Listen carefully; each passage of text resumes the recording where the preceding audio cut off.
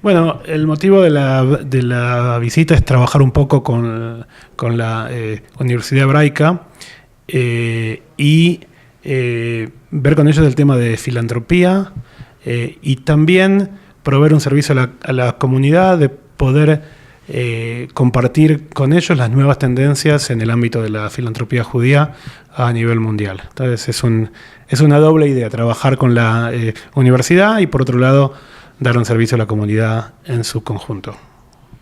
¿Por qué formaste esta asociación? Bueno, no la formé yo, estaba formada.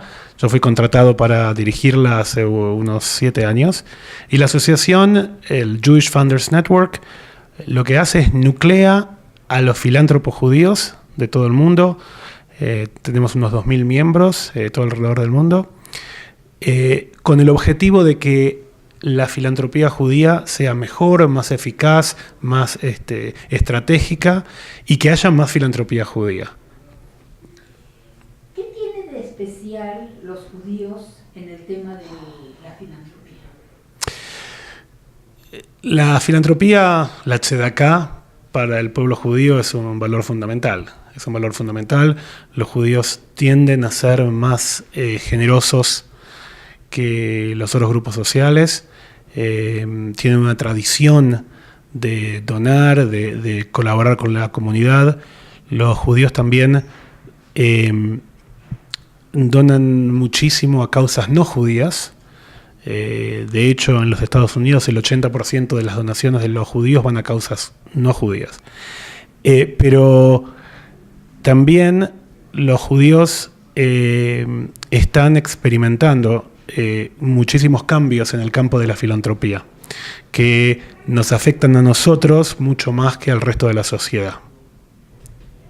Mi sentir es que los jóvenes que no vienen de un hogar en donde la filantropía se ejerce, no lo ven como algo importante. Es cierto, o sea, es una generalización, pero en líneas generales es cierto. Los jóvenes tienen que vivir en sus hogares una tradición filantrópica. Yo en mi casa, por ejemplo, a mis niños, desde que tenían 3 meses, ponían las moneditas en la cupá. Y ahora que son más grandes, tienen sus propios proyectos filantrópicos. Pero también es cierto que los jóvenes sí donan, sí son filantrópicos. Lo que pasa es que donan de manera distinta a lo que donaban las generaciones anteriores. ¿Cómo se ven afectadas las instituciones judías en el mundo por la falta de donativos? Bueno, no hay falta de donativos. Donativos hay, lo que pasa es que las instituciones no siempre tienen la capacidad para recoger esos donativos o para solicitar esos donativos. Hay ciertas instituciones, las instituciones más tradicionales, más antiguas, que no saben adaptarse más a lo que la gente quiere hoy en día, a lo que los jóvenes quieren hoy en día, en especial, tienen más problemas en recibir esos donativos. Pero no hay falta, lo que hay es una falta de conexión entre las organizaciones que piden y los donantes. O sea, o los donantes quieren dar, pero no para las mismas cosas para las cuales esas organizaciones les piden. ¿Consideras que la filantropía se puede ejercer con trabajo humano o solo se toma cuando es dinero? La filantropía es, digamos, en términos literales, es el amor al ser humano. Filos y antropos, o sea, filos es amor, antropos es hombres, ¿no es cierto? Entonces, uno puede ejercer amor hacia su prójimo de muchísimas maneras. Y es importante entender que toda filantropía cuenta. Cuenta el voluntariado, cuenta el donar su tiempo, el donar sus habilidades, todo ayuda. Pero también hay que pensar que todas esas cosas no son un sustituto para las situaciones en las que hacen falta donativos para mantener a las instituciones con vida. Entonces, sí, efectivamente, hay muchas formas de hacer filantropía, pero no deben reemplazar a la filantropía clásica, que es la de donar dinero. ¿Cuáles son los cambios y cómo afectan el funcionamiento de las organizaciones judías en el mundo? Los cambios tienen que ver más que nada con una centralidad del individuo y no tanto de las organizaciones colectivas.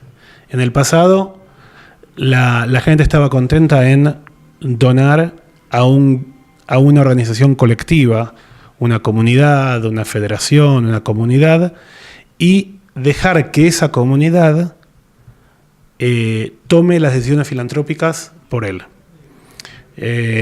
Hoy en día la gente quiere hacer su propia filantropía, la gente quiere decidir a dónde va su dinero, quiere hacer lo que se llama hands-on, quiere tocar y sentir el impacto que tiene su donativo. Entonces, cuando las organizaciones no se adaptan a ese modo de pensar de los donantes, hay problemas porque empiezan a perder donativos. Antes, la filantropía judía era como un impuesto. La gente sabía que tenía que donar a la comunidad, que tenía que dar una porción para tzedaká. Hoy en día ya no se ve así. La gente sigue siendo generosa, es aún más generosa, pero de otra forma. Quiere decidir a dónde dona, quiere decidir a qué proyecto dona, etc.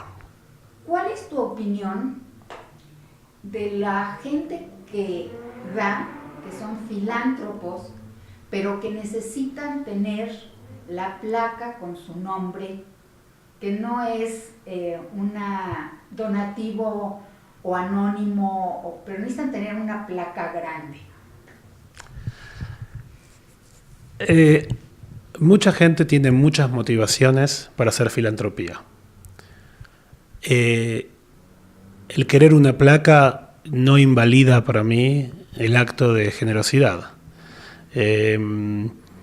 A veces la placa lo tomamos como algo de egocentrismo, pero en realidad por ahí ver la placa estimula a otros a que también donen. Entonces, yo digo, hay que trabajar con cada donante con la motivación que él o ella tienen para hacer un donativo. Si lo que quieren es el reconocimiento, ok, hay que tratar de darles el reconocimiento en la forma que no sea, obviamente, antiético ni cosas así, pero poner una placa no me molesta tanto como podría ser. Al contrario, si esa es su motivación, ok. ¿Qué nuevas formas de actividad filantrópica se están desarrollando en el mundo y en las comunidades judías? Hay muchas nuevas formas de hacer filantropía hoy en día. Por ejemplo, hay todo un campo de trabajo que mezcla filantropía con actividades comerciales. Es algo que se llama impact investing. Son inversiones que no son donativos, que son inversiones, pero que tienen un objetivo filantrópico. Ese es un ejemplo. Otro ejemplo, por ejemplo, es todo el tema del online, o sea, todas las donaciones en línea, que han crecido muchísimo, en especial entre la gente joven. Otra nueva forma de hacer filantropía es lo que se llaman los giving circles. Es gente joven que se junta y hacen donativos juntos para causas diversas. En fin, hay toda una serie de posibilidades nuevas y las comunidades tienen que saber utilizar esos nuevos mecanismos. Porque nosotros estudiamos, por ejemplo, que la gente joven es 20 veces más probable que utilicen un mecanismo filantrópico moderno que los mecanismos tradicionales. Y es cierto que México por ahí es un poco distinto en ese sentido, pero esas tendencias son tendencias mundiales y tarde o temprano van a llegar a México. ¿Cómo podemos adaptar el funcionamiento de nuestras organizaciones para beneficiarnos de esos cambios? Bueno, básicamente teniendo flexibilidad, siendo abierto a cambios, escuchando a la gente. La gente misma es la que te va a decir qué es lo que quiere hacer. Pero básicamente entendiendo que el pueblo judío siempre tomó lo mejor del medio ambiente y lo adaptó para sus propios usos, para sus propios beneficios. Yo siento que la juventud, al menos puedo hablar de la de México, es muy apática en general a lo relacionado con el judaísmo y sus instituciones. La juventud no es apática. La juventud es apática al tipo de judaísmo que nosotros les ofrecemos. O sea, nosotros pretendemos que los jóvenes se relacionen con el judaísmo de la misma manera que nosotros nos relacionamos con el judaísmo. Y eso no va a pasar, porque nosotros no nos relacionamos con el judaísmo de la misma manera que nuestros abuelos se relacionaron con el judaísmo. Entonces, lo que hay no es apatía, lo que hay es una dificultad en entender las motivaciones y las formas en que los judíos quieren relacionarse con su judaísmo hoy en día. Yo entiendo que es difícil cuando una comunidad tiene su forma de hacer las cosas como bien establecidas, es difícil cambiar, pero muchas veces hay que abrirse un poco a lo que los jóvenes quieren, iniciar un diálogo y ver qué cosas distintas se les puede ofrecer para ellos. Lo fundamental para mí es darles a los jóvenes la libertad de poder experimentar con nuevas formas de vivir su judaísmo. Porque la diferencia entre los jóvenes de hoy y los jóvenes de la generación pasada es que los jóvenes de hoy quieren construir su propia realidad. ¿Okay? Entonces esa es una gran diferencia entre cómo ven el judaísmo. ¿Qué debe saber todo líder comunitario para interactuar productivamente con los donantes? Es una gran pregunta. Hay varias cosas que tienen que saber. La primera es que las relaciones son muy importantes. Las relaciones profundas, las relaciones donde uno conoce al donante, en donde uno se relaciona con él de manera profunda, puede responder a sus necesidades y puede ofrecerle un partenariado para hacer cosas que el donante quiere hacer. Lo segundo es entender que el donante hoy quiere impacto, quiere saber que sus contribuciones tienen el mayor impacto posible, ¿no es cierto? Y quieren poder seguir a su donación y saber cuál fue el impacto de esa donación específica. Entonces, es muy importante para las organizaciones judías de hoy poder mostrarle al donante qué se logró con su donación específica. No qué buena que es nuestra institución, sino con tu donación específica hemos hecho esto y aquello y esto de más allá.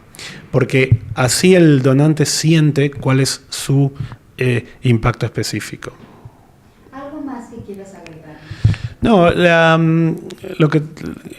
por ahí seguir con la pregunta anterior, que en realidad la filantropía no es, no se puede hacer al por mayor, no se puede hacer al mayoreo, hay que hacerlo al minoreo, es decir, cada donante es único. Entonces, en Estados Unidos se dicen, it's not one size fit all. O sea, no, el mismo talle no sirve para todos. Es decir, cada donante necesita ser cultivado y relacionarse con él de una manera específica, conociéndolo, sabiendo, etc. Entonces, es muy importante tratar a los donantes como individuos que tienen sus propios intereses, sus propios sueños, sus propias visiones y manejarse con ellos en forma individual. Pues muchísimas gracias por esta entrevista. Gracias a ti.